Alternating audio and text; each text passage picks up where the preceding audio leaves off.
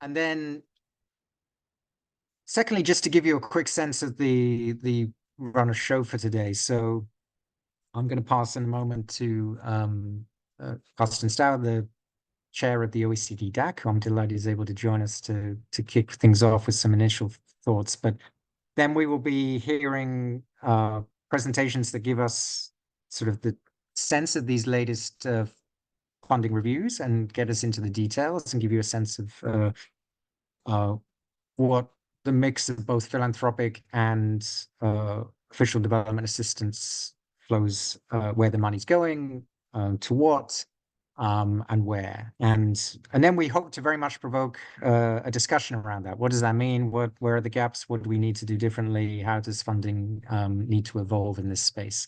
So the second part of the call is very much around that. And I'm delighted that Nick from SEMA is going to be leading us through that process. The last thing I'm just going to say is that we're using a frame today of information ecosystems. There's different terminology used and bandied around, and probably different meanings and interpretations of these terms. We went through a process working with Dr. Courtney Radsch to build out a vision of what we think makes up for a healthy information ecosystem. We will post the link to that visualization so you can play around with it in the chat, but it has media very much at the core and different forms of media at that core, but it then contextualizes that within other important aspects of an information ecosystem, such as access to information. It thinks about the roles of the private sector and of the public sector in creating the enabling environment for a healthy information ecosystem. And it thinks about the underlying infrastructure, such as ICT, that needs to underpin increasingly the information environment today. So you'll hear reference to that frame, and the funding analysis is more comprehensive than just media deliberately as a result of that. So also welcome your thoughts when we get to the discussion phase of how useful that is and ways we might need to be sort of tweaking that approach as well. But that's enough from me. And so without further ado, I will kindly invite Carsten from the OECD DAC, if he's willing to come in and provide a little bit of context from their side, and then he will pass to Nick and we will get into the details, I promise. So welcome everybody, and Carsten, over to you. Thank you very much, and thank you for the invitation to be here.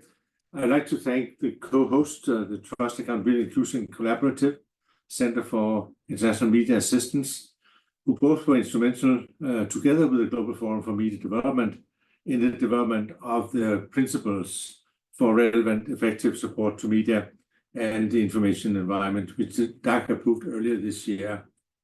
There was a strong support and on that occasion from a number of members of the DAC, demonstrating a clear acknowledgement of the pertinence of these principles and why we need them right now. It's an issue that is very familiar to me. I served as an ambassador to UNESCO at some point in time. At that point, we did actually this publication, Critical Voices from the Danish Delegation, which deals with not least the issue of freedom of expression for journalists, for artists, and for scientific researchers. So I'm well sympathizing with the aim of the present discussion. There's a great need for the principles. You all know them almost better than I do. We see that independent media worldwide face unprecedented threats, rising disinformation, rising misinformation, polarization, attacks on journalists, censorship, increasingly challenging business environments are creating serious obstacles to the functioning and to the integrity of independent media and the information environment as a whole. Today, we're witnessing a serious crisis of the business model of independent media. While the focus of the principles is to the use of development cooperation to advance independent media for our partner countries, it should be clear that the challenge is not only in partner countries, also in our own countries. Globally, the problem is exacerbated by the rise in autocracy and political pressures, also in our part of the world. The information environment is changing at an unprecedented pace. News are produced, disseminated, consumed in multiple ways, and the traditional media have become part of a much wider information ecosystem. Mis and disinformation are not new phenomena, we all know that, but the speed and the scale at which it spreads and the potential impact on development cooperation processes have become much more challenging. In a year which could prove to become a strategic turning point for democracy, the year of elections, flexible funding and effort to protect free and viable public interest media could not be more relevant to emphasize, along with the work to ensure information integrity. 3 months have passed since the DAC approved the principles. They have already achieved basically a lot of discussion, a lot of dissemination, and they've been discussed during the World Press Freedom Day on the 3rd of May. They've discussed in the Media Freedom Coalition and in the Open Government Partnership and Team Europe Democracy, just to name a few. Later this month, hopefully the principles are on the agenda of UNESCO's IPDC program. These are very positive signals and confirms the timeliness and the importance of these principles. Initiatives such as the meeting today serve to underline this and gather inputs to put our good intention into practice.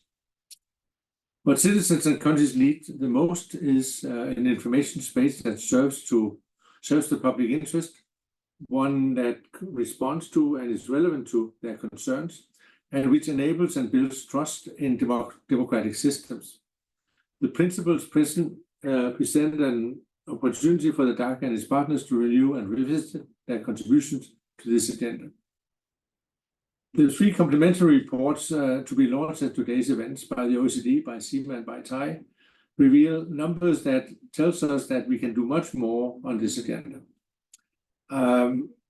We will have a more thorough discussion about the data findings, but just for me to highlight that what we have in terms of ODA in support of information environment is around $1.5 billion in 2022, which is the latest year we have for these figures as of now. That's basically a little bit more than 0.5% of total ODA. And we have discussed, and there was a great support, I think, during the discussions in the DAC that we need to get that number up. Robust information ecosystems are vital for fostering inclusive development, supporting democratic processes, and holding governments accountable. The current funding gaps, especially in low and middle income countries, severely compromise these agendas and the continued independence and functionality of media organizations. I think we all recognize that with the principle, it's time now to move to action. I hope the discussion today about the further findings of the various reports, about facilitating dialogue and addressing the funding gaps, and about identifying the collaborative and practical action that could be taken to support the information ecosystem, that all of these important findings would serve to guide us towards the concrete action. But I will say that from the point of view of the DAC, this is a very important moment. I think there is a lot of support for the agenda, the geopolitical discussions that we see around the world, the phases that we've been through in terms of elaborations of what has happened in Ukraine, what has happened in Gaza, really makes it important that we can support much more free and independent media, and that environment that we can counter mis and disinformation. So I think that the donor support basically is there. At the same time, a lot of development assistance is right now under pressure. You have seen a lot of developments in different countries among the donor constituency, where budgets are being squeezed, budgets are under pressure. And I think this of course makes it more difficult. But I think what we need to overcome is to take this agenda, put it very high on the collective DAC environment and the DAC agenda, and be sure that we can deliver on it, even in a situation where budgets for ODA might be under pressure. Thank you very much. Great. Thank you so much, Carsten. Thank you for being here today, for your remarks, and for your leadership at the DAC in orienting international cooperation towards the challenges in the information environment. Since the principles were passed, there has indeed been a great deal of attention, and I think it's coming at a really important moment and gives us an opportunity to really move the needle on this area.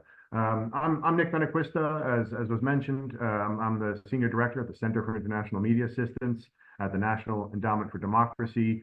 The Global Forum for Media Development and SEMA have both had the privilege of working with the GovNet and the DAC to mobilize civil society input on the principles for effective and relevant support to media and the information ecosystem that Karsten mentioned. I just want to say that I think that the success in getting those principles across the finish line is a testament to what can be done in collaboration between donor countries and civil society organizations. And it's been a great privilege, and it's worked well. And today's event is another reflection of this kind of collective effort that I think is going to be required to really make a difference in the information ecosystem. So as Karsten mentioned, we now have 3 systematic reviews of spending. The first was done in February by SEMA. Our donors taking the journalism crisis seriously, and I will paste that link for you guys who haven't seen it already. And many of you are familiar with the findings of that report already. SEMA uses DAC data, uses data from the that's reported by the 32 members of the Development Assistance Committee at the OECD, but we do our own coding. So our figures are always going to look a little different. And we at SEMA have been exclusively focused on what we call media development, support to the media sector for for journalism and its industry to thrive, including its sustainability and enabling environment, capacity building. A number of issues that we highlight in that report amount to about 0.3% of total ODA, and it's really stagnated there for many years. So from SEMA's perspective, we've not, while there's been a great deal of attention, there still remains a mismatch between the rhetoric and resource allocation. And now we have confirmation of that in 2 more studies. One, and you'll hear from authors of both of these studies today. One conducted by the GovNet, the governance network working group within the DAC, looking at support for the information ecosystem. As Michael said, that's a much broader frame than just media support, though media support is a part of that.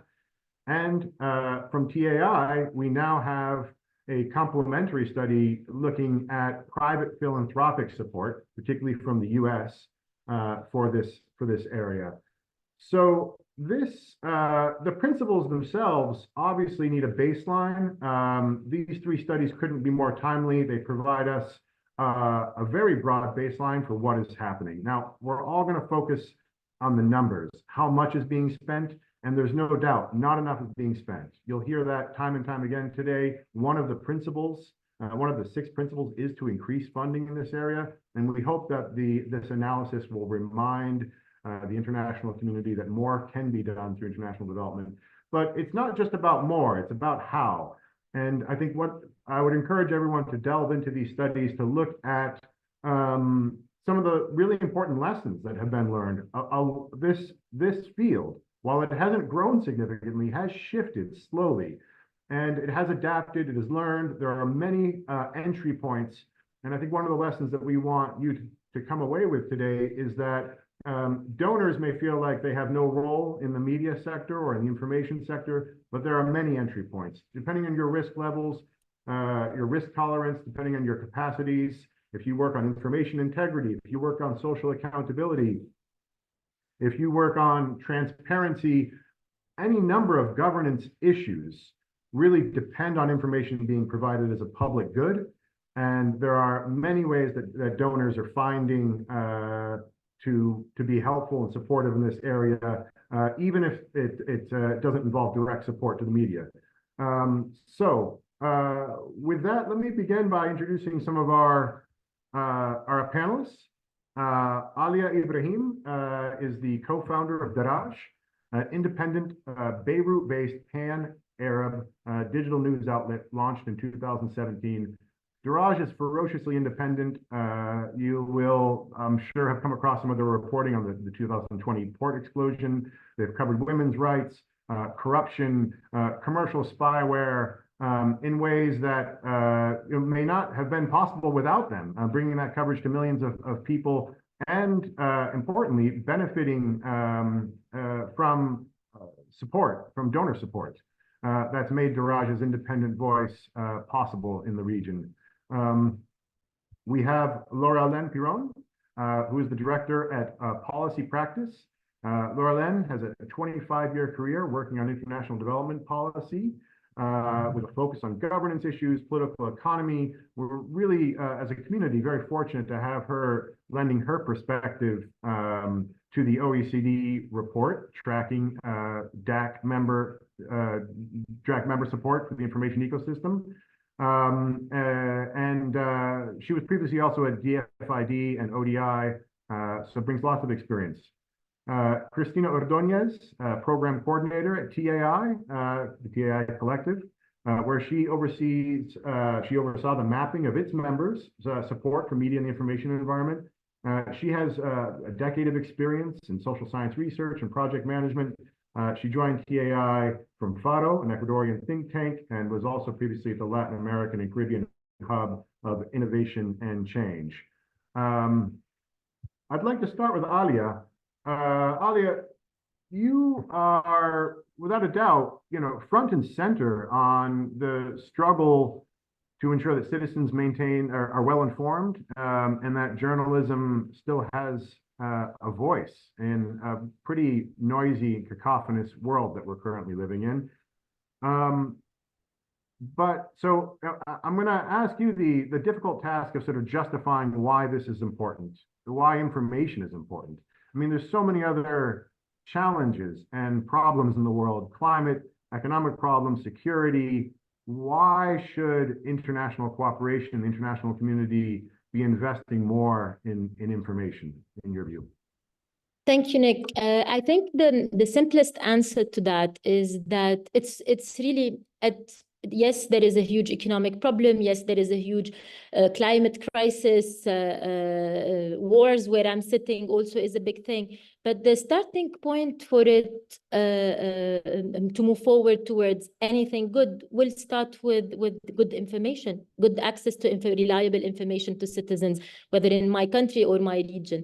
To be focused and to give very tangible examples. If I look at Lebanon, where I'm sitting right now, since 2019, we've had one of the biggest economic crises in modern history, taking more than 80% of the population under poverty line, followed by one of the biggest non-nuclear explosions, killing over 200 people, destroying half of the capital.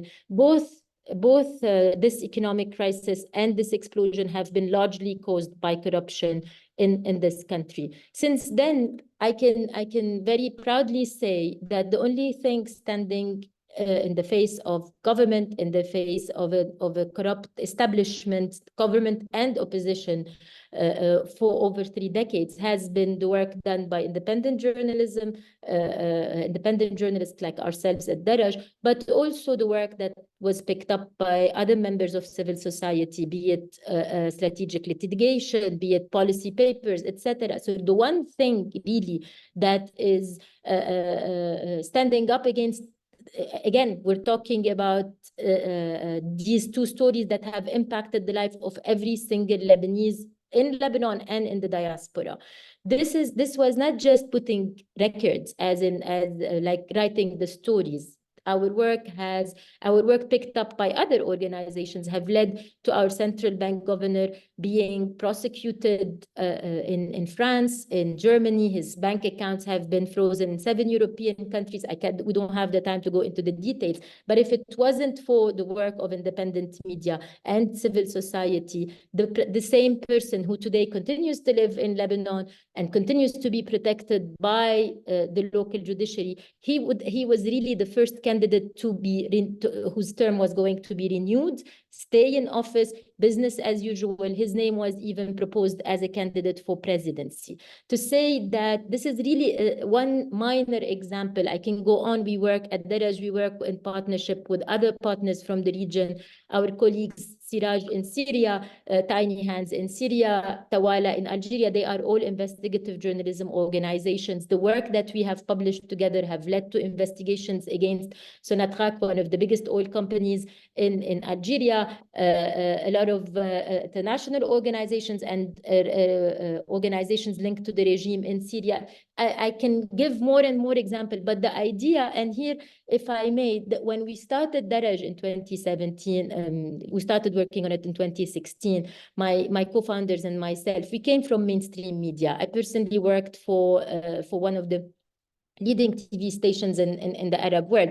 And here I can really say with a little bit of authority, because as a journalist, I have covered the demonstrations and the protests across the Arab region during the Arab Spring, before it all fell apart. As a reporter who was there on the ground, and as inspired as I was by the energy of people, by the real call for democracy, etc. I mean, it was very obvious. There was nothing, there was no pillars for civil society, there was no journalism, there was no judiciary, there was nothing to build a democracy on. And it was very clear the pushback is going to be very strong from the regimes that have been building their rulership for decades. Accordingly, if you look just 14 years down the line, the ecosystem has really changed tremendously. Today, we might be a very small independent public interest media in Lebanon, but we have partners across the region we work with who are really very strongly entrenched in the work that they do, and the impact. I mean, I'm not saying this, I don't want it to be to look like everything is perfect and nothing can be done better. There is a lot that can be done better. The ecosystem today is very different from what it was 13 years ago. So yes, there needs to be a relook at, and the reports that you're just publishing are ones that I'm really looking forward to read and look into the details of. But to say that the ecosystem has really matured quite substantially over the last decade and few years also. The other thing that really terrifies me sitting where I am, again, I'll give the example of Lebanon because I am here, but it's really no longer just our own government, our own rotten establishment that really functions very much like the mafia. It's not just that. What we're standing against is incredible amounts of money being invested by mostly Gulf countries that really, I mean, despite there might be a lot of good things happening in Saudi Arabia, but again, I'll give the example of Saudi Arabia. $1.3 trillion have been allocated in the area of entertainment and leisure for the coming 10 years. $1.3 trillion, which means that a lot of, I mean, the content production, you can imagine how this is going to impact not only journalism, not only media, all kind of content production, with whatever that means on how you shape the narrative, how you win hearts and minds, etc. So this is where we're sitting. And of course, most of these organizations that are involved in content productions are also involved in AI organizations. So it really looks terrifying. The other thing is that because of the pressure, I mean, Carsten mentioned that a little bit, but there is a context of everything that is happening in the region. There is a lot of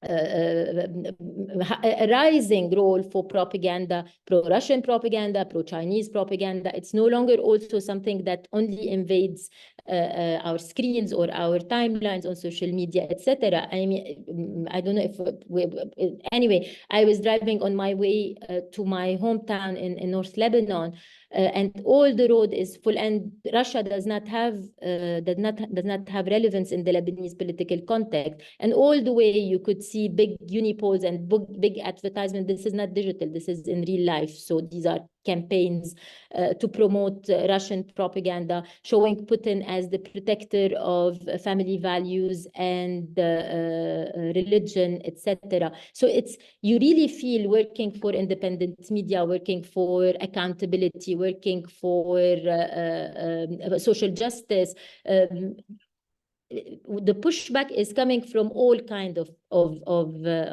directions. It's coming from the political establishment, but it's also coming from across the board, from across our borders. What I see in the Lebanese context, as I see it in today, the resistance against the return to the full dictatorship, whether in Tunisia, whether in Egypt, whether in Iraq, everywhere around the region, it's really this investment that has been done in civil society.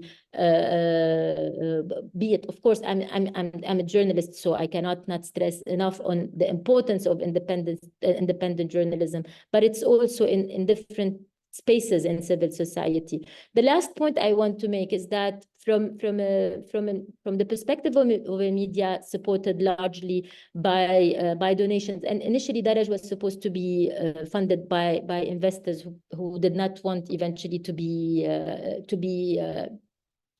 basically be involved with this kind of journalism, opposing most of the regimes. For the last few years, we've been working a lot on our sustainability policies, and we have even received support from our donors to work on that. We've reached a moment where, yes, we have determined and identified our revenue streams. We feel strongly, we feel that with the right investments in the coming years, we can, with the proper support, turn into self-sustainable businesses. But it's really, the pressure right now is so high. The time, it is a transitional and existential moment for independent media like us.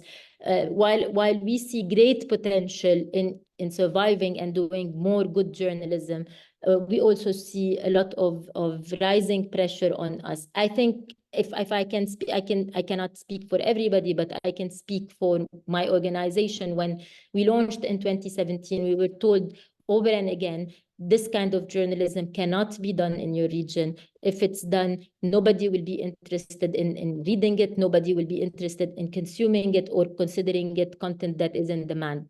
7 years down the line, we are producing this kind of journalism. We are working with some of the leading investigative organizations in the world, doing really important work together.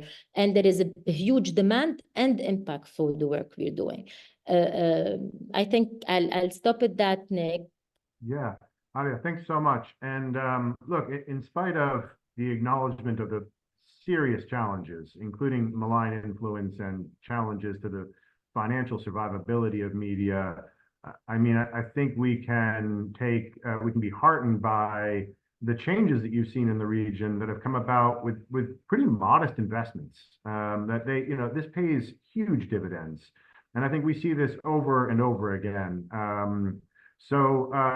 With that, keeping that, I think, hopeful note in mind, Laura Len, I'd like to invite you to give an overview on what you've discovered looking at DAC donor involvement in the information ecosystem. Thank you, Nick. And thank you, Ali, as well, for such a powerful explanation of the threats you're facing and actually what you're able to do about it.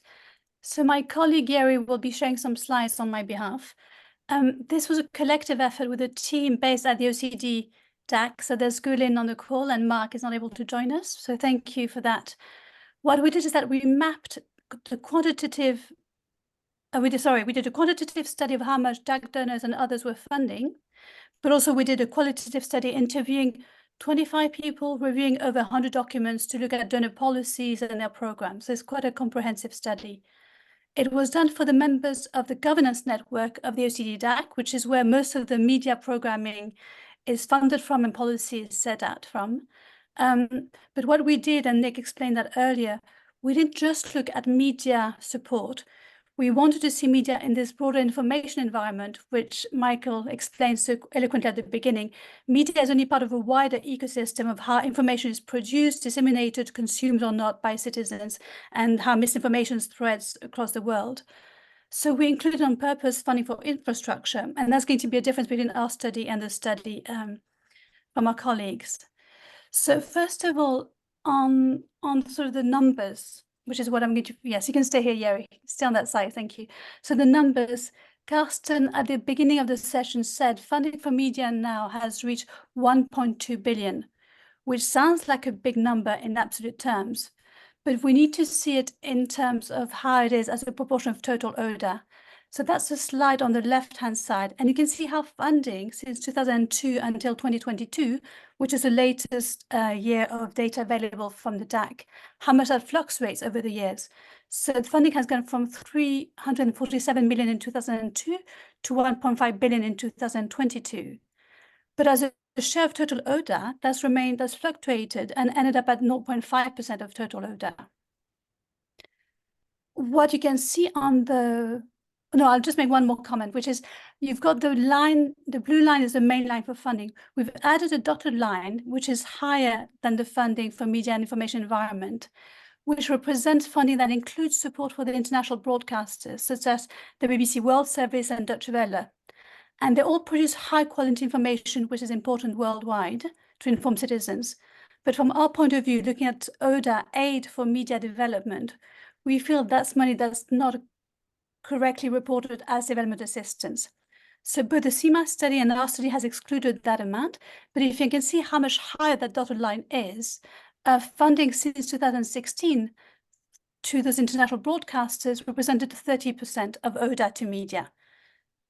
So that's a huge amount that we're not including in the rest of the study and the rest of the numbers that I'm going to mention. On the right-hand side, we wanted to show the difference between media support and this wider infrastructure support. So the number that Nick mentioned earlier on, so from the CMA study is 0.3% of ODA that is for media and information environment, more narrowly defined as media support.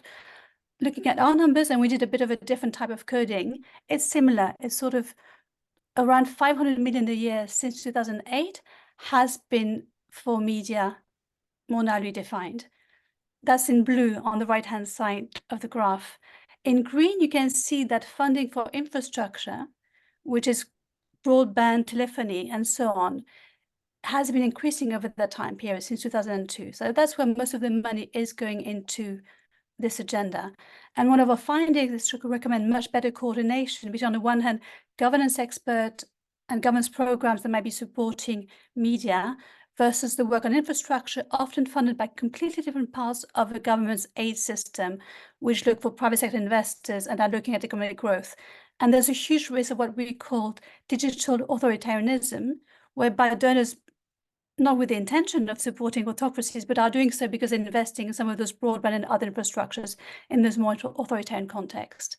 So that's sort of the headline on some of those overall numbers. I then want to turn to the next slide to just let you know where the money is coming from, because that's sort of also something that our study is quite detailed on. What you can see in terms of the top DAC and non-DAC funders, everyone who reports to the DAC will be captured here. The top donor is the World Bank through the IDA funding, and most of that money goes to infrastructure. But actually, a lot of the money is what we define as media and information, which includes communications policy, for example, as well as more traditional support to journalism. So the World Bank plays a major role in this field, and we may not know so much about it. And there may be elements of World Bank operations, but actually much better coordination and dialogue with the World Bank would be helpful. In terms of the next donors, I think these are more predictable. Sort of the EU would be the larger sort of DAC donor, followed in terms of bilaterals by Germany, then Sweden, then the US. What may be interesting for you to look at is sort of, again, how that funding is being spread between infrastructure and media support more narrowly defined. So if we look just at the blue part of the graph, you can see that Germany, the Americans, Sweden, and the EU are the top donors in terms of the media support itself. Germany, Sweden, EU, and the World Bank in that order. What's also interesting is that donors have really diverse portfolios, and we didn't put the graphs here because we'd be overwhelmed, but they are in the detailed report, which is some donors mix their portfolio between media and infrastructure, such as the EU. Some donors really invest in media, that would be the US or Sweden. Some donors fund mostly infrastructure, that would be Korea and Australia. And then in the time period we looked at, only Japan and Korea reduced their funding. Most of the other donors did increase funding, but mostly for the infrastructure elements. So that's in terms of the big numbers for the funders. I just have 2 more slides in terms of data and then a number of conclusions for you. So the next slide, please, is just to look at which are the top recipient countries. So the one before, please, Yeri. What are the countries receiving ODA? And that's just of interest for you, which is the data that the DAC receives is really badly coded. So the first category at the top, you can't really tell which countries it is. It's bilateral funding to countries, but we don't know where it's going. If we look at the countries, they're mostly in Africa, Ethiopia, Senegal, Ghana, Kenya will be the ones receiving more support. But again, that's mostly for infrastructure. So because we're interested in media support as well, we've dug down into the numbers, and you can see that Ukraine is by far the largest recipient of media support. So that's 115 million between 2016 and 2022, followed by Ghana, Myanmar, and Niger. And then regionally, Sub-Saharan Africa is the region receiving most support. Again, it's mostly for infrastructure. And if we look at regions that mostly report support for the media, that would be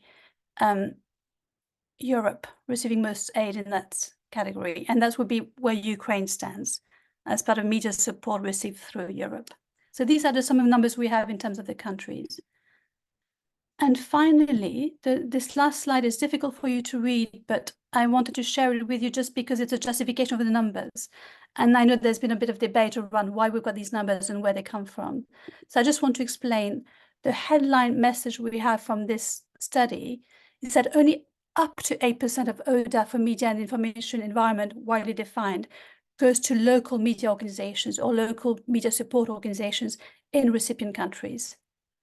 So that means that 92% of ODA goes to other types of organizations. So there could be governments in recipient countries, and they get 41%. So that would be on the left-hand side column, the colored in blue, that's government support in recipient countries. And you see how that dominates. And that's because we've included funding for infrastructure. 27% of the funding is delivered to or through donor country-based organizations. So these would be the bits of the chart in pink across all the different columns. That represents 25% that basically is funded by donors, but the money stays with donor country organizations, whether they're the central government, public corporations, or NGOs from those countries. So the conclusion is that only 8% remains with local organizations, and that's made up of local private sector organizations, that might be media organizations, local NGOs, or local public corporations. And not all of those will be public interest media. So we say it's only up to 8% because we think this number is an overestimate. And that represents 0.5% of total ODA, or 0.01% or 0.01% of total ODA if we remove the infrastructure. So that's a tiny amount of ODA that goes to local organizations, and that's clearly misaligned with what we're saying in terms of localizing development, that local partners should be controlling the aid that they receive. And that partners such as Alia, who spoke so eloquently, is not directly getting the funding that they need. The final slide will just be some of the recommendations we're making, which align with the principles that the DAC have signed up to. So the overall message is that we've got this huge mismatch between the quantity of ODA provided and the rhetoric we're hearing from diplomats and donor organizations around the importance of media, and the threats that we've been hearing from Alia and others about the media sector. So we know why there are barriers to not getting more funding or better funding to those organizations.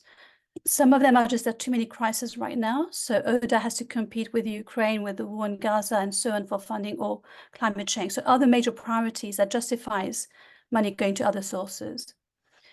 Working on media for donor governments is very politically sensitive. So quite often it's seen as an area for diplomatic influencing, which is also very important, but you still need the funding and the aid to back up your diplomatic priorities.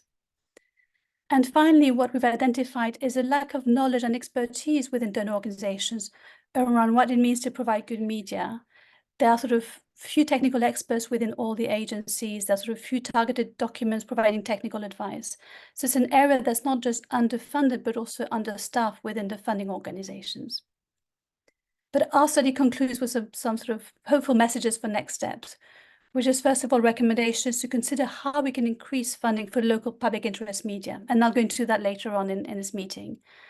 Secondly, we support the idea of looking at this broader information environment lens because we can't separate media from the wide infrastructure that's needed, both physical infrastructure and policy infrastructure for media to operate properly. We would like to see more coordination between the sort of infrastructure, digital transformation, ICT agenda, which manages most of the money in this sector, and media and information policies and programs. We would also like to see better coordination and coherence between all the different donors working this agenda. There's a number of global initiatives that are really worthwhile, but they could be better coordinated within one another, and donors themselves could be better coordinated in different countries. And finally, I would say that as a researcher, but the evidence base is there, but needs to be strengthened and disseminated so that funders have the proof that they can use with their authorizers, such as ministers and others, to actually say investing in media makes a difference and leads to results. On that note, I will hand back to you, Nick. Laura-Lynn, thanks very much for that. Look, that rich data set and the very concise recommendations, which were terrific. I'll turn now to Cristina Ordóñez to present, as I said, a study out of the TAI Collective looking at philanthropy's support in this area. Thank you, Nick. Let me just share my screen.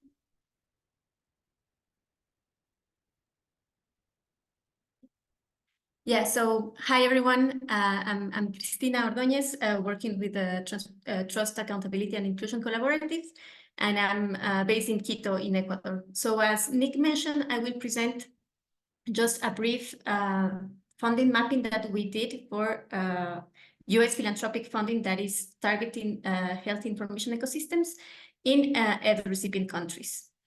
So the period that we are analyzing is 2017-2021. This study was, the motivation behind this study is in coordination with the OECD and with Laura-Lynn study, we decided to make a complementary study that maps philanthropic funding going to aid recipient countries, so we can compare also with the OECD funding mapping that Laura-Lynn just presented.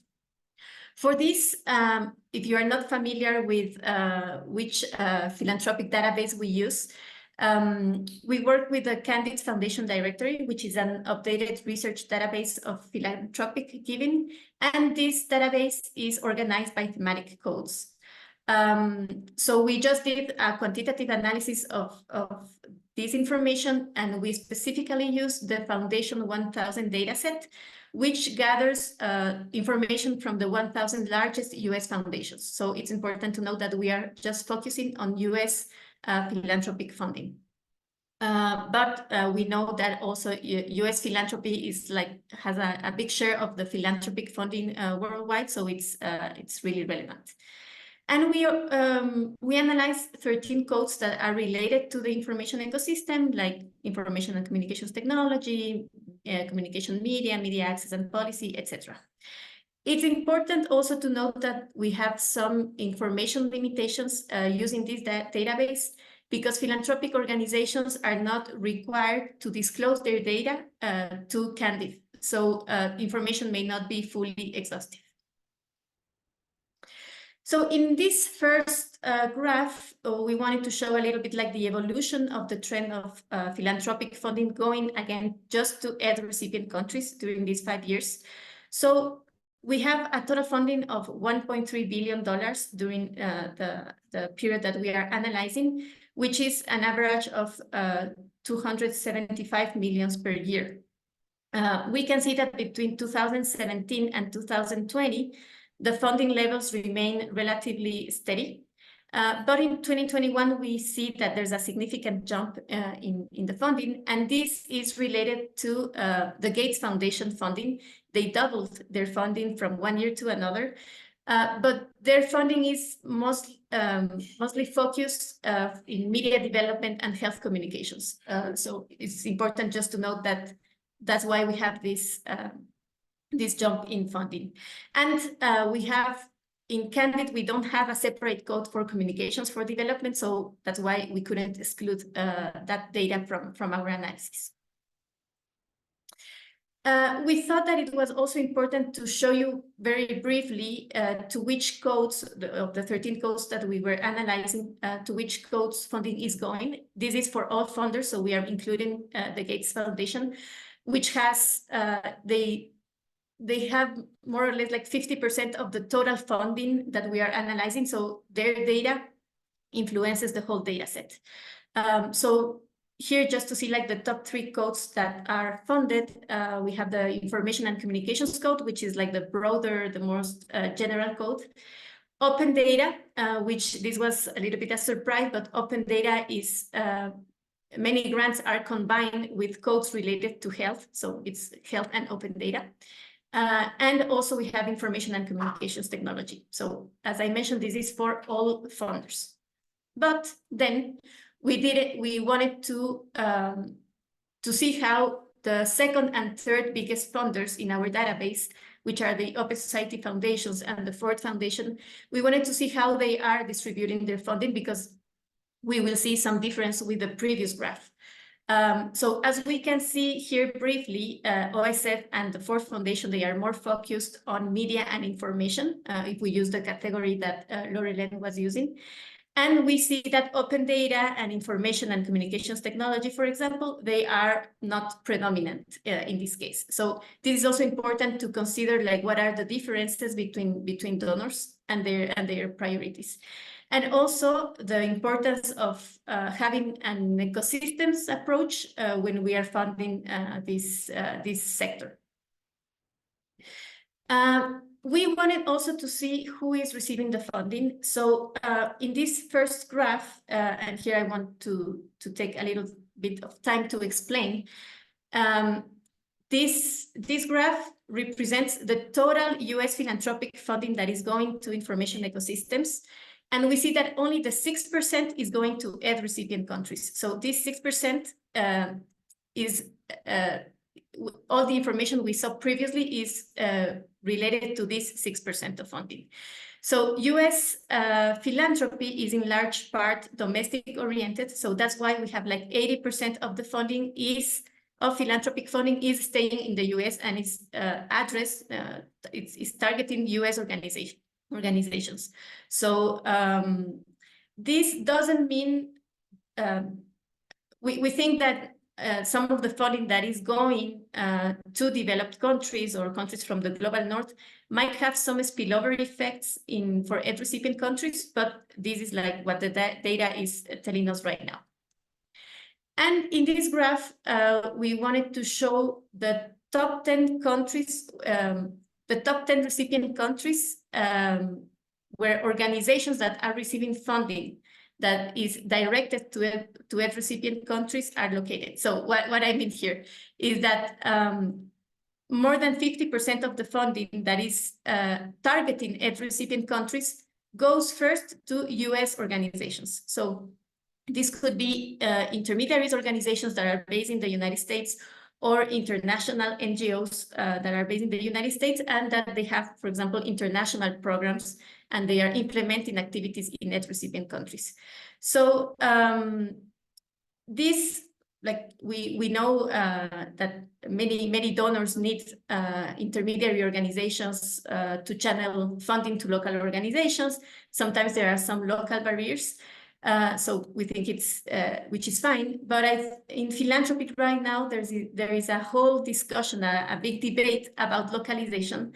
And this information shows that resources are still very concentrated in the global north, and more localization efforts could be made in the future, working, for example, with global south intermediaries. And finally, this is my last slide. Here we just wanted to compare a little bit the information from philanthropic funding with the ODA flows and the information that Laurelene just presented to us. So here we are using the two categories that the OECD uses, so the media and information category and the infrastructure category. So two main things that we can see here. The first one is that philanthropic funding is a small fraction of the total existing funding for information ecosystem in aid recipient countries. So ODA flows were 4.6 times higher than philanthropic funding during these 5 years. And the other element is that philanthropy funds more media and information category than infrastructure development. So this is, we can say, the opposite to bilateral funding, and there are some reasons of why this is happening. But what we want to emphasize is the importance of having this ecosystemic approach when we are funding and funding the diverse elements of the ecosystem, and also the importance of coordinating between different kind of donors. So I will stop there.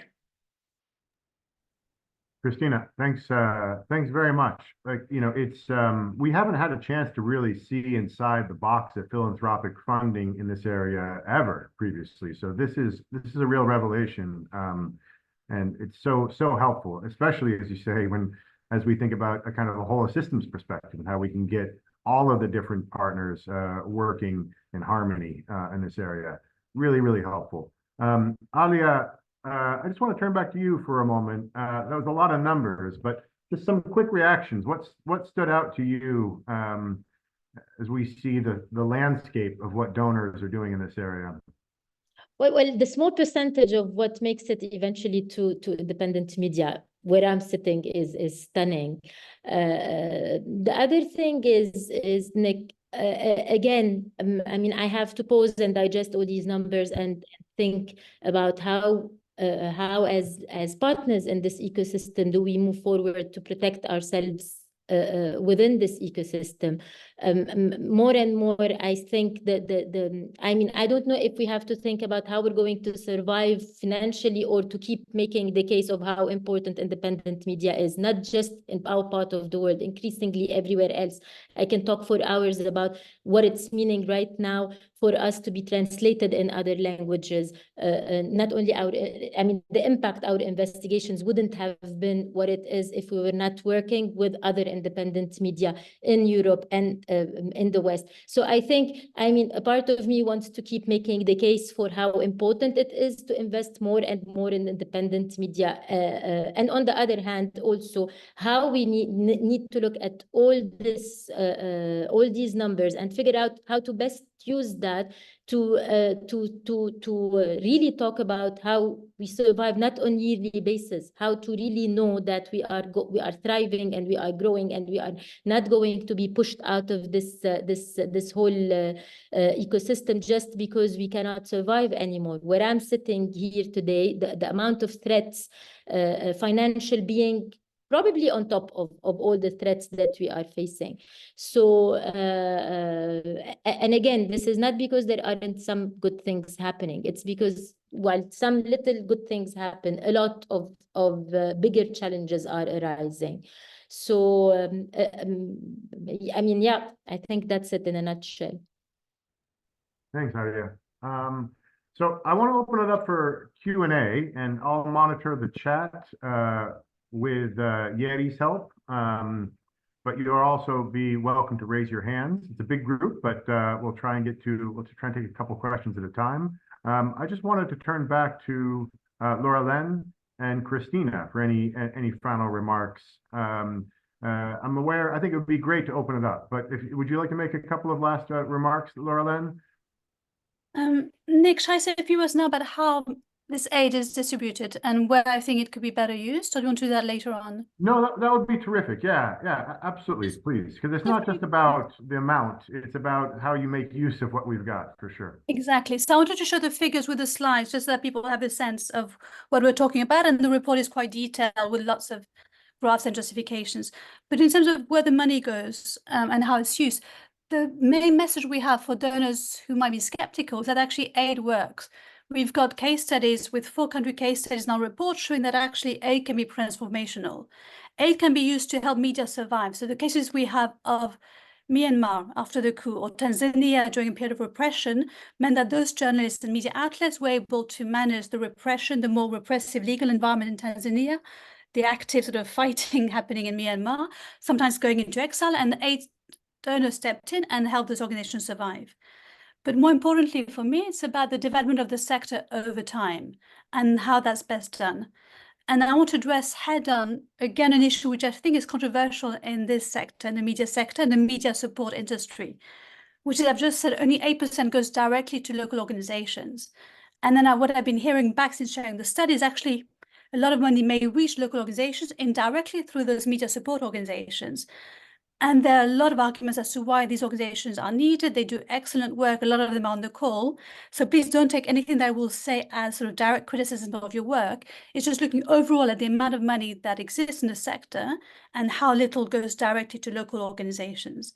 And what we know nowadays, and Christina made the same point, in the time when we're talking about locally led development, where there's evidence that organizations know best for themselves how they need to use their money, where there's a severe lack of funding from domestic resources for media, there's an argument that we can actually justify subsidizing media at this point in time. In the same way that in aid, we may subsidize access to education or health, we should do the same for the media sector. So I would like to sort of perhaps during the Q&A have people sort of make both points around the value of intermediaries in terms of having the expertise, having trust with local organizations, being able to provide grants, but technical assistance as well, and training and so on, and that they provide reassurances to the donors as to how the funds are needed, versus the benefits of having direct funding for organizations that know why they need the money immediately. So that's the first point, Nick, that I wanted to add. And then just a few other points, which is a lot of the aid that we saw, especially smaller projects, are just for training of journalists and media outlets. And I always say this is really old-fashioned. Training should not be seen as the be-all and end-all of media support. It may be that on some part of the agenda, on some technical issues, training is justified. I don't know if the first time you're using a social media platform, you mean to understand how to log into your Facebook account. But nowadays, most people know how to do that. So we've got some lessons about how best to provide technical assistance. If you want to go for training, make sure it's around long-term support, mentoring, building relationships, using local training organizations to build up the local media ecosystem. That's the first point. The second point is that we've actually seen good examples of donors trying to help organizations improve their business models. Alia, you were saying how your organization needs funding. You may need technical expertise on how best to capture funding available in your market. So local media organizations benefit from learning how to analyze their audiences, how to move online, for example. And we've seen some mixed results, but some good support and some good innovative models being done in this area. So hopefully donors will be doing more of this kind of assistance because that has a sustainability involved in the approach itself. But finally, I want to end with a big positive, which is around the evidence we've gathered about how long-term, large-scale support over decades actually does transform a media sector. And we've got the case study of Ukraine, which is the largest recipient of assistance from the US and the EU and other donors. And you had this combination of large investment over the long term in our region that is sort of high profile internationally in terms of media assistance, but also domestic factors that made it possible to transform the sector. So domestic reformers at the level of journalists, regulators, politicians wanting to transform the sector. EU standards serving as incentive for reform. You also need a bit of a push from the outside to make things happen. The threat of disinformation making this politically such a sensitive area. But the approach to targeting disinformation was really good as well. It wasn't ad hoc projects around fact-checking and training a few people here and there. It was a systemic approach, working with schools, working with local officials, helping them understand what disinformation is and how to counter it in a sustainable manner. So I would say Ukraine is exceptional because of the amount of funding and the priority it has right now, but it's also a source of really good example and inspiration on how aid could be given. So on this note, Nick, I will hand back to you and hopefully we can open up the debate more broadly. Thanks so much, Laura. If I may, just to intervene, you know, a couple of the lessons that you drew out just now, Laura, from your study are echoed in SEMA's report as well. I think we've often described media development as a slowly shifting field. That is, while the overall expenditure on media support hasn't grown perceptibly in recent years, within that field, there has been some important lessons learned. And that includes on training. Now, unfortunately, there still remains some training that is conducted in a way that isn't effective, but there's been a lot of learning on what does work.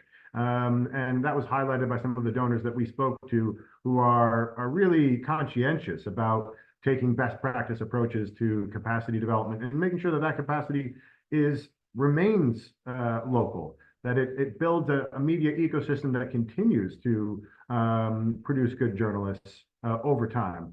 And also on sustainability, without a doubt, there's been a shift towards thinking about the financial survivability of the media. Now, it can be a double-edged sword in environments where commercial sustainability just isn't a possibility. Donors' emphasis on this sort of thing can feel like a major imposition. So it can be a double-edged sword. But nonetheless, I think there's been a lot of learning, a lot of thoughtfulness that again was highlighted in our report as well, in terms of how to take on this fundamental question on financial survivability of media and its long-term independence. TAI, I'm going to open. There's questions coming in. One quick comment from you, Christina or Michael, before I open up the floor. Anything? Yeah, maybe Nick, just to emphasize that how we see the philanthropy role in the in this ecosystem. So we really think that philanthropy has a complementary role to bilateral and multilateral funding. We've seen the order of magnitudes. So we think we really need a coordination among different type of donors, and also use some of the strengths that, for example, philanthropy could have, with maybe some more flexible grant making practices. Sometimes also we've seen that government funding could be seen maybe that behind there's a political agenda. But philanthropy also can be seen as or associated with foreign funding. So just trying to complement the different strengths that both donors or types of donors have, to support better the local organizations that are the ones that are doing the work in the front line. Yeah. Thanks very much, Christina. No, I mean, this comes across so clearly that if we really want to take a whole of systems, a long-term systemic approach to this issue, it's going to have to come through coordination, because each donors, and particularly the division of labor between philanthropies and DAC donors, there are some meaningful differences there that will require some coordination. So that comes across really clearly. Thanks so much. And look, also a little bit of the inequality, tremendous amount of money being spent by philanthropies in the US, and relatively speaking, in aid recipient countries, very little available by comparison. So I think we have some global equality issues to think about here. Terrific. Jeannie Borgo from Internews, I think, had to jump off, but she says, appreciate the analysis, definitely need to work to get intermediary data better communicated on how their funds are flowing to local media versus infrastructure. So she points out that the data does not look at, that we've reported here today, shows how much money goes directly from donors, let's say, to civil society organizations based in the global north. It doesn't reveal how much of that money is then sub-granted on to organizations in the global south. And that would be really complementary to look at some of the intermediate organizations, some stats from them. So yeah, that would be terrific, Jeannie. Susan Abbott has a question. Has anyone done a study that would show how much money is actually needed to develop the media or information ecosystems? Fair enough to say that funding is insufficient, but would be useful to know what this is based on. Also, infrastructure funding seems quite different than issues of content and social cohesion. So two questions there. One is for our panelists or any or others, what any study of that nature looking at what is actually needed, and a question on why infrastructure and media and information, the connections between those two things. Laura-Len, Christina, Michael. So I've just answered in the chat the first question from Internews, which is fundamental, which is we've highlighted how little goes directly to local media organizations. Majority goes through intermediaries. if we exclude money that goes to government for their infrastructure programs or public corporations. So we need to research that. And I've put some ideas there. It'd be good to know what's the unrestricted funding that those intermediaries give to local organizations. So intermediaries may get money, and they may give 10% of that completely unrestricted to local organizations, such as Alia's organization. They may then give money to those organizations for very specific activities, to do training or to run a workshop or to buy equipment. That's cash that goes to the local organization, but there's some conditionality. The funder is saying what the money needs to be used for. And then there's money that is maybe invested locally, but it goes for local activities, such as training, workshop, and so on, that may benefit the local organization, but is not controlled by them in the same way. And then there's a question about where the money stays with the intermediaries. So some of that would be for overheads, for salaries, to pay international consultants, all those costs. And I think it'd be really important to be able to disaggregate that. So if some of the major intermediaries on this call or in the media development community would be willing to do that, we could easily do a study trying to compare those numbers if we had sort of similar categories. And I'd be up for doing that with whoever wanted to do that study. Christina? Yeah, no, just to say that in the database that we analyze, we don't have this that level of disaggregation. So it's something that we should try to find. Yeah, because we just have the total amount of the grant that is going to an organization in the US, but we don't know where that money is going. So also, and just to note that our study did not have a qualitative part, like just to try to compare a little bit of the analysis that we found in the quantitative analysis. But this should be something interesting. And this is also related to the discussions that we are having in philanthropy about intermediaries in other fields. So how much money is going through those intermediaries to local organizations. Great. Alia? Yeah, didn't Yes, exclude you from that question. Sorry, go ahead. Two very quick comments from a recipient point of view. First, with the proportion of money that goes directly to government, what we notice sometimes is that the diligence that is imposed on government, mostly sometimes because of diplomatic priorities, sometimes because of realpolitik, but at the end of the day, we are mostly in really conflict with such government. Yeah, to give very quick examples, aid given to governments in Libya or in Egypt to provide surveillance that is being used against civil society and journalists. So I think the issue of how much aid goes to government also needs to be at least have the same diligence that is imposed on independent media or civil society. The other point I want to make, and I have to point out here, for the last 2 years, we've been very lucky to be able to focus on our business model and to really work on, because of a grant we received from FPM, and really all that we've done is look at our revenue streams. So I did not want to talk about Daraj's experience, but I think given everything that has been said, it's important to make this point. 2 years down the line, we have identified really good revenue streams that would allow us in the long term or medium term, at least, become a financially independent, money generating really media. But for that to happen, the amounts of investments that we need to do for these revenue streams to be really money generating is, I think, within the contexts available now, will require further involvement of the private sector, or a lot more money being invested in our ecosystem. But within these amounts of money, talking about, if we're one small media that requires to really scale our operation, it will require much more money to scale and really become sustainable and really become financially independent. These are just findings. Again, I'm talking about my own organization, where we have been really focused a lot over the last year and a half, being able to keep this balance between doing the really good journalism we want and being sustainable. We can identify revenue streams, we can identify a strategy for financial sustainability, but I think we need to be looking at a lot more money to be invested, a lot more with a lot of zeros, I think, to be invested, to be able really to be talking about sustainability and financial independence. Alia, thanks so much. Look, let me just, if you don't mind, just returning to this question on infrastructure and its relationship to freedom of information, freedom of expression, quality information and journalism.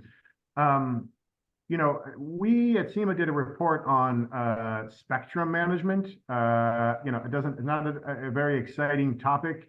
It doesn't sound very exciting, but in fact, you know, that's I think emblematic of areas where we haven't collectively thought about how the political and the technical, how governance and infrastructure intertwine. So the digitalization of broadcast signals around the world, you know, has opened up opportunities for real meaningful pluralism. I'm thinking about Kenya as an example, where you know a couple of big broadcasters have sort of dominated the airwaves. A digital broadcast creates opportunities for smaller organizations who don't own broadcast towers to suddenly be transmitting en masse to lots of Kenyans vis-a-vis a centralized digital broadcast system. Now, where does the governance angle come in?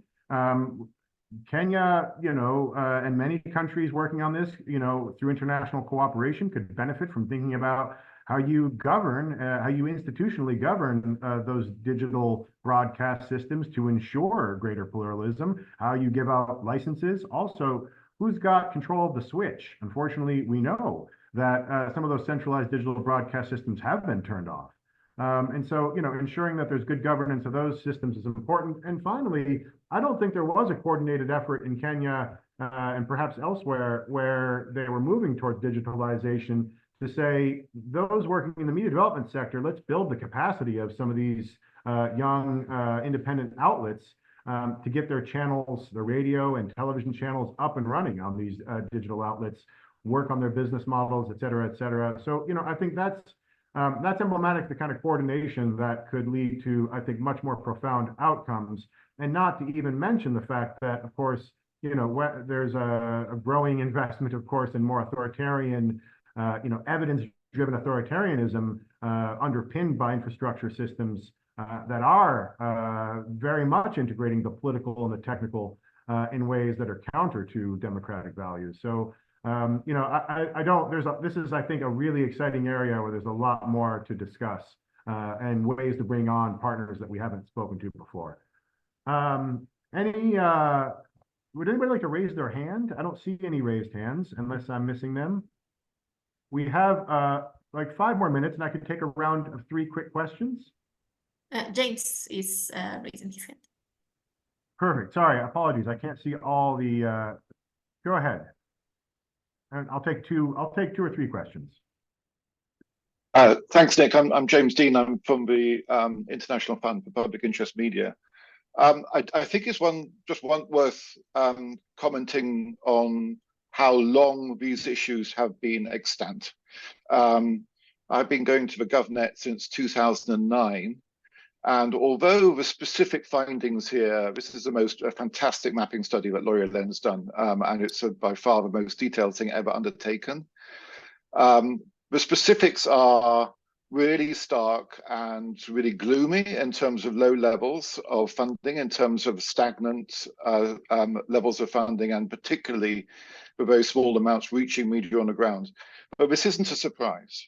And a lot of the issues have been highlighted for a very long time now.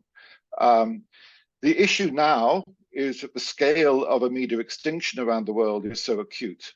And there isn't really an excuse any longer for donors not to really step up to the plate. But we need to bear in mind why donors haven't done that. It's not, these arguments have been made now for ages and ages. And the reason is it's difficult, it's political, it's complex. There are low levels of risk appetite in this area. And I think it's critical that donors continue to support a lot of the intermediary organizations that they are already supporting. But in order to seriously scale up funding, this is why we created an international fund, is to not just to enable donors to scale up their funding, but to create the governance system around that to guarantee the legitimacy and independence of that funding, and to immunize those who are receiving the money from any pressure from the donors providing the money. And that's a big part of the kind of logic of this. And so the reason for raising my hand was really to say, let's not pretend that because we've got these figures that things automatically change. We need to find the solutions to ensure that they can change. I think that is beginning to happen across the piece, not just with the International Fund, but I think we need to not kid ourselves that just because everyone agrees that it's such a bad situation and there needs to be happening more, but something that will automatically happen. It won't happen unless the solutions are actually constructed and provided for. Great, thanks, James. I see Etienne, am I pronouncing that correctly? If you turn your video on, that would be terrific as well. Yeah. And then Neve Hannafin also had a great question in the text. Neve, if you're around, it would be terrific to hear from you. Thank you, Nick, and thank you to the panel. This has been super interesting discussion so far. My question is for Alia. I'm just very curious to hear how civil society organizations in particular, how concretely you see as an independent journalism outlet based in the global majority, how organizations like mine, other human rights organizations, or media development organizations can support you concretely, right? Because Laure Hélène was saying how trainings might be out of touch or maybe passé. So what are you seeing as being the greatest needs? Thanks. Thank you, Etienne. It's a very good question. Look, I think I'm a very conservative journalist, and usually I like to keep it to myself in the journalism. But I really think the fact of the situation that we had to survive in 2019 forced us to work very closely with Accountability Now, which is, for example, a group of lawyers that took our work and filed lawsuits in Europe. We were forced to really sometimes a little bit like go outside of our comfort zones within our industries. I think because we live in a failed state, we were literally doing the work of what governments should be doing, looking at the public interest from a place of responsibility. How we can do, I really think, now we're trying to figure out a way on how to formalize this relationship, because it's really not easy. Figuring out how we protect the journalism, as James was saying, we're exploring how we make sure that despite these partnerships that we're building left, right, and center, we're at the heart of it. The most important thing is to secure that our journalism continues to be prioritizing what it needs to be doing, which is holding everybody accountable, including ourselves and our own ecosystem. It's not easy, but I really think the one good thing, at least in our part of the world, it's not a very big ecosystem. People know each other. They know what they're working on. They know how to find ways. And this is exactly what I meant when I said the ecosystem is completely different from what it used to be 13 years ago. I'm very grateful. Laure Hélène mentioned the issue of trainings, because even if it started with the best of intentions, trainings were super important the first years, maybe for a decade. Today, you look at there are people specializing in trainings and not working with it. So even training and capacity building needs to be looked at from a different perspective. Maybe like investing in excellence. At Daraj, we're looking at fellowships, a year fellowship for because right now we don't need journalists, we need editors who are great at what they're doing. So I think from within these, I think just I know from our experience, you work a little bit with Article 19. The idea is to grow this organic working together. It would be better if we're moving. I think, if we were not surrounded by so many threats, it would have been great because it's organically happening by itself. The problem is that the threats we're facing are moving much faster than we are. And I'm really terrified that we could all be wiped out, at least digitally, if we don't find ways to push our side of the narrative up to the surface. I'm not talking about the English language, something will happen there to protect itself. I'm talking about the Arabic language that could be really very quickly controlled by the regimes. So I think connecting, talking together, figuring out ways, formalizing our relationships, I think this is it. What's good is that there is a lot of amazing organizations doing really good work, each in their silos. We've come to the point where we need to connect these dots. Yeah, Alia, thanks very much. And look, I think oftentimes journalists are so focused on just doing the journalism, which is fine. It is. But I think you and Daraj are exceptional in that you're focused on the journalism, but also as being a kind of a citizen of a media ecosystem, thinking about being a steward of the field itself. I think that may be required, actually. I think just focusing on just the journalism, just doing the stories and hoping that works things out is perhaps unrealistic. If I may very quickly, Nick, just a quick point. I worked in one of the biggest TV stations in the Arab world. Information was just like entertaining people. Writing stories about corruption was just like entertainment. Unless the journalism has teeth and it's actually taking people to court, it's just a story. This is why I think we got a little bit in Daraj and took a little bit of risks, going out a little bit outside of our comfort zone and started working closely with civil society organizations. We're still very keen on protecting the journalism, but we have really strategized a little bit. Thanks. With Well, I'm aware of the time. Leon, I'm very sorry, but I think your hand may have come in a bit too late, given the hour. And Niamh, if you could intervene briefly. I'm supposed to turn the word back over to Michael at TAI, so he can give us just a couple of wrapping up, concluding remarks. But go ahead, and if you could just make your point briefly, that would be great. Leon, many apologies. No, I will be very brief. And thank you so much for these presentations and the studies. We've been reading them with interest. Just to introduce myself, my name is Niamh Hanifin. I'm Senior Advisor for Information Integrity at UNDP.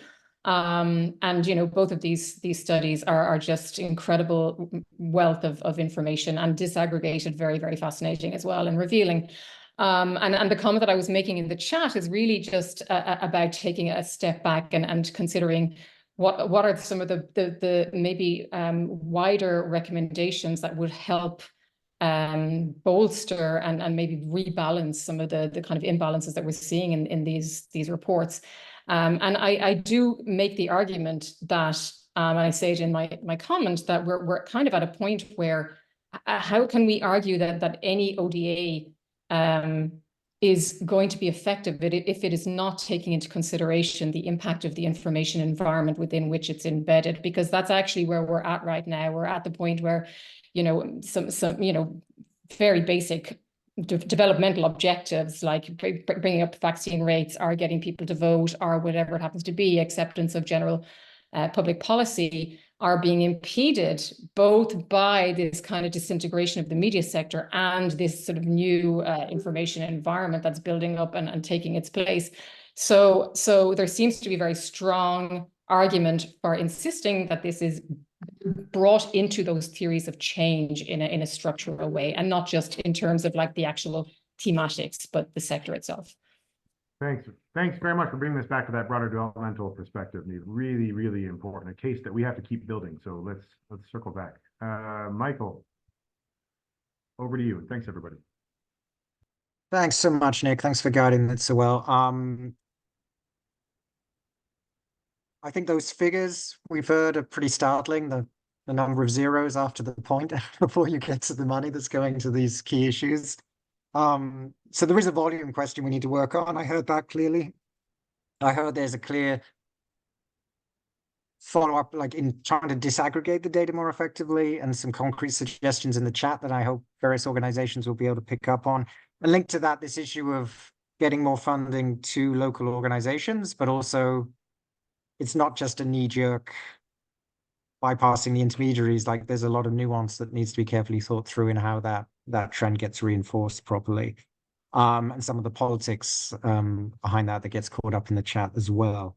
I just want to emphasize again, like, I think the importance of this ecosystem approach and also contextualizing the media support within some of these other essential elements, not some of which undermine media effectiveness and some of which reinforce. And I do love this point that was just made and was also in the chat about how do we encourage other areas of development assistance to apply that information ecosystem lens to their work. So I think that's another area of follow-up.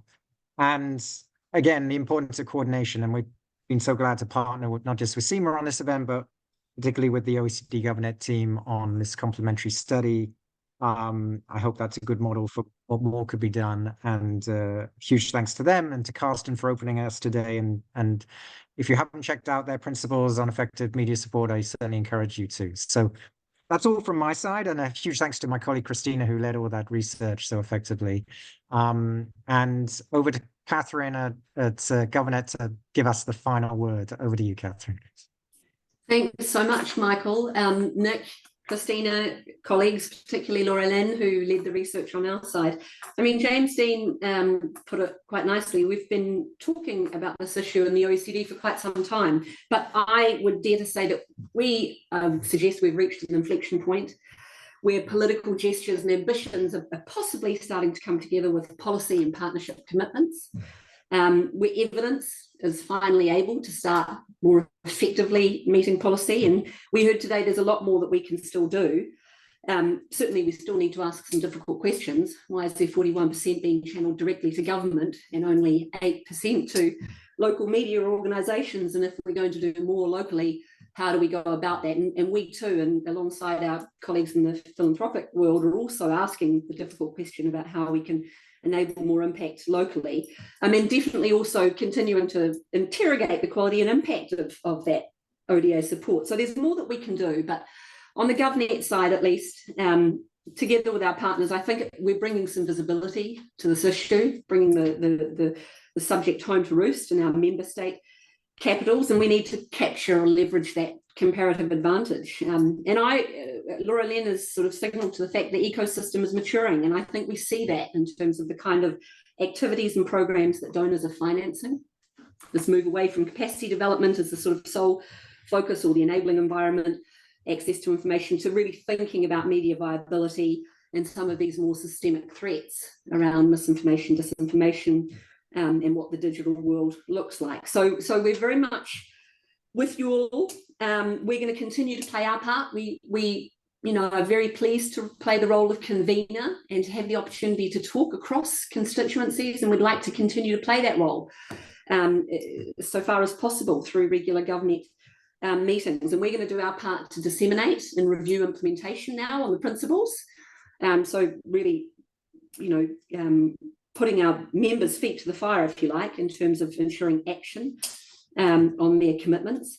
And we'll continue to listen and to work and try to mutually support and reinforce the range of different partners and financiers, not only our colleagues in CIMA and TAI, but the many sort of impressive local media institutions, transnational as well, that are playing a really important role. And I think, we are seeing a sea change in connecting those dots, and are very supportive of an ecosystem-wide approach in terms of the actors, but also in terms of the areas of policy focus. So looking forward to staying in touch and to kind of now seeing some real action and results in terms of shifting the needle on ODA support to these issues. Many thanks, colleagues. Thank you. Thank you, everybody. Thank you. Thank you. Bye. Thank you. Bye.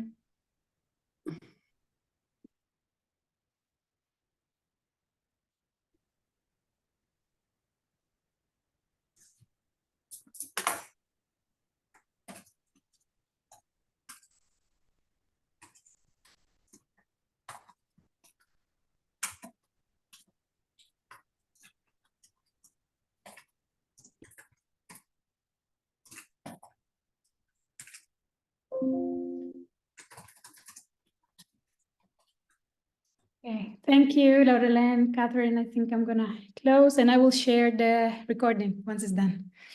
Thanks so much, Erin. Fantastic. Thank you. Bye. You're in the chat as well. That'd be brilliant. Yes, I will do that. Thank you very much, and well done on coordinating the event and the publicity. It was really well done. And thanks, Sorry. Catherine. These were good closing remarks. Thank you. Sorry for the Thank you. slides, Laura. Thank you, Lauren. Fantastic work.